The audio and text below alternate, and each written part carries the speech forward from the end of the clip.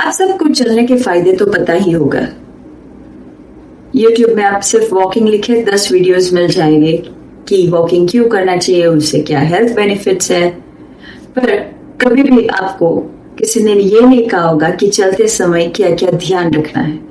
तो आज की वीडियो में हम ये बात करेंगे कि चलते समय हमें क्या क्या ध्यान रखना है, जिससे जो आप वॉकिंग की एक्सरसाइज कर रहे हैं उसका 100% आउटपुट आपको मिले। नमस्ते एवरीवन, मैं हूं doctor Dhwani. Welcome to my YouTube channel. तो आइए बात करते हैं कि चलने के पहले क्या क्या फायदे हैं। तो सबसे पहला फायदा आप सबको पता ही है, वेट लॉस है। डायबिटीज में फायदा है, cholesterol, blood pressure, PCOS, PCOD, infertility, ये सब डिसीज में हम सबको पता है कि वॉकिंग इज द बेस्ट। तो अब बात करते हैं कि जब वॉक करते हैं तो हमें क्या ध्यान रखना है। तो सबसे पहले तो वॉकिंग सिर्फ आपके बॉडी के लिए ही नहीं है, आपके माइंड के लिए भी है।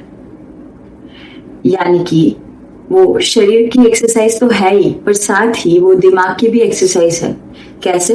तो जब हम वॉक करते हैं तो कई बार हमने देखा है कि रोड पे जो वॉक करने निकले हैं वो या तो फिर एक कान में ईयरफोन होगा, या तो फिर फोन पे किसी से बात करते हैं, या तो फिर फोन ऐसे स्क्रॉल करते हैं और वॉक करते हैं।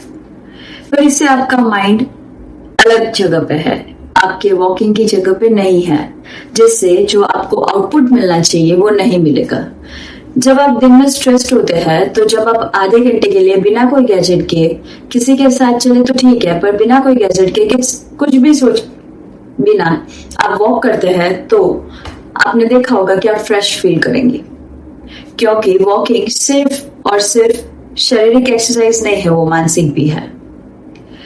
तो अब बात करते हैं क्या ध्यान रखना है। तो सबसे पहला, मैंने पहले ही कहा कि वॉक करते टाइम किसी से फोन पर बात नहीं करनी है, या तो फिर कोई गैजेट यूज नहीं करना है, या ईयरफोन्स नहीं यूज करना है। 100% हमें हमारे वॉकिंग पे ही ध्यान देना है। फिर दूसरी गलती अक्सर मैंने देखा है लोगों को कि खाना खाने के बाद वॉक पे जाते हैं। हाँ, खाना खाने के बाद वॉक करना चाहिए, वो मैं भी कहती हूँ, लेकिन एक्सरसाइज के फॉर्म में नहीं, सिर्फ 100 to 200 स्टेप्स इतना काफी है आपके डाइजेशन के लिए। लेकिन जब खाना खाने के बाद हम कंटिन्यूअस 1, 2, 3, 4 किलोमीटर तक वॉक करते हैं तो वो कोई काम का नहीं है, उल्टा डिसीज करेगा, डाइजेशन अच्छे से नहीं होगा। तो बेहतर है कि आप खाना खाने के पहले वॉक करें। सबसे बेस्ट टाइम वॉकिंग का है सुबह के टाइम 6 से 8, या तो फिर 5 से 8, और शाम के टाइम 5 से 7। तो बेहतर है कि ये समय पर आप वॉक करें, ना कि खाना खाने के बाद। पता है कई लोग ऑफिस के कारण या तो फिर किसी और रीजंस की वजह से शाम को फ्री नहीं होते 5 से 7, तो सुबह वॉक कर लीजिए, लेकिन खाना खाने के बाद नहीं करना है। फिर बात करते हैं कि वॉकिंग के टाइम आपकी प्रकृति का खास ध्यान रखें।